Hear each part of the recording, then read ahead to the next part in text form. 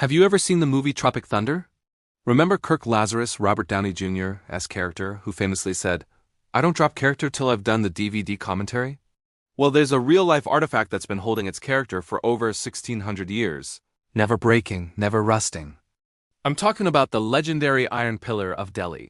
It's an ancient mystery that has stumped scientists for centuries. How did a civilization from the 4th century create a massive iron pillar that simply refuses to rust?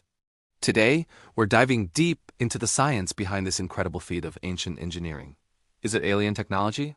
A lost secret? Or something even more fascinating? Stick around, because the answer involves a little bit of what you might call ancient nanotechnology. The Iron Pillar of Delhi stands tall in the Qutub complex in India, a silent testament to a forgotten era. It's over 23 feet high and weighs more than 6 tons. For 16 centuries, it has weathered monsoons, scorching heat, and pollution, yet it remains almost entirely free of rust.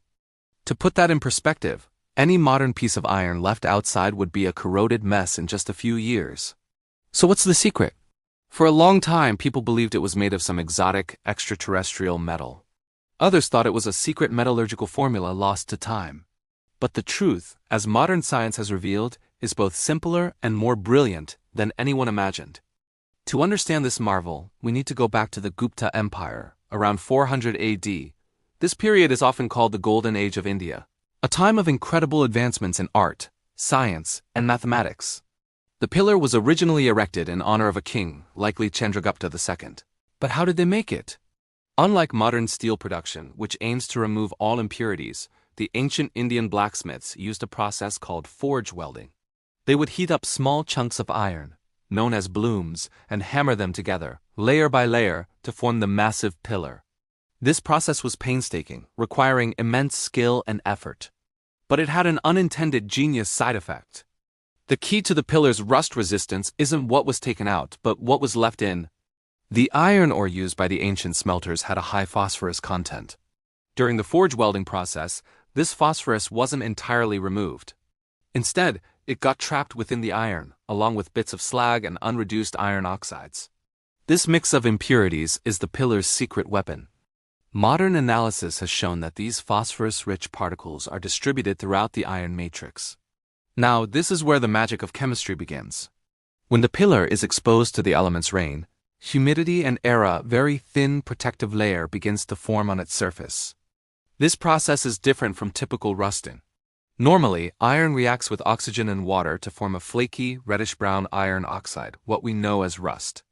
This layer cracks and flakes off, exposing fresh iron underneath, and the cycle of corrosion continues until the metal is gone.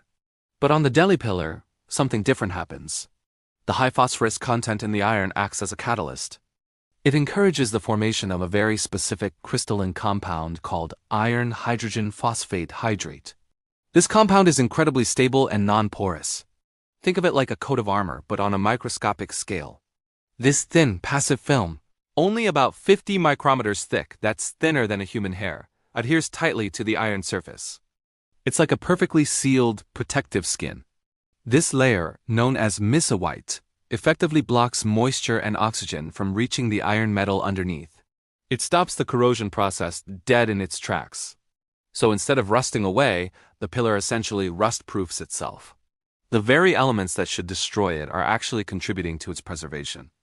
It's a perfect example of passive corrosion resistance, created entirely by accident through a unique combination of raw materials and ancient techniques. So you could say the ancient Indian metallurgists were pioneers of nanotechnology without even knowing it. They weren't just building a monument. They were creating a self-protecting advanced material. The structure of this protective layer is so complex and effective that modern scientists are studying it to develop new, better anti-corrosion coatings for steel. Imagine bridges, ships, and buildings that could last for centuries without needing to be repainted or treated for rust. The secret might just be locked away in the 1600-year-old chemistry of the Iron Pillar of Delhi. It is a powerful reminder that sometimes the most advanced technologies aren't born in a high-tech lab, but are rediscovered from the wisdom of the past. The pillar wasn't built by aliens or with a magical formula. It was built by skilled artisans using the materials they had, with a process that, by a stroke of geological and chemical luck, produced a masterpiece of longevity. It shows an incredible level of mastery over their craft. They understood their materials so intimately that they could create something that would outlast empires and baffle future generations. So the next time you see something old, don't just see it as a relic. See it as a library of lost knowledge. The Iron Pillar of Delhi isn't just a rusty old pole. It's a teacher. It's a 1600-year-old lesson in chemistry, engineering, and human ingenuity.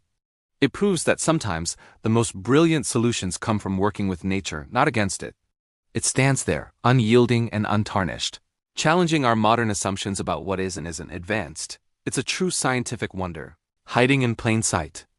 What other ancient mysteries do you think hold the key to future technologies? Let me know down in the comments. I'd love to hear your thoughts. Thanks for joining me on this journey back in time to uncover the secrets of the Iron Pillar of Delhi. If you enjoyed this deep dive into history and science, make sure to hit that like button and subscribe for more content that makes you think. Until next time, stay curious,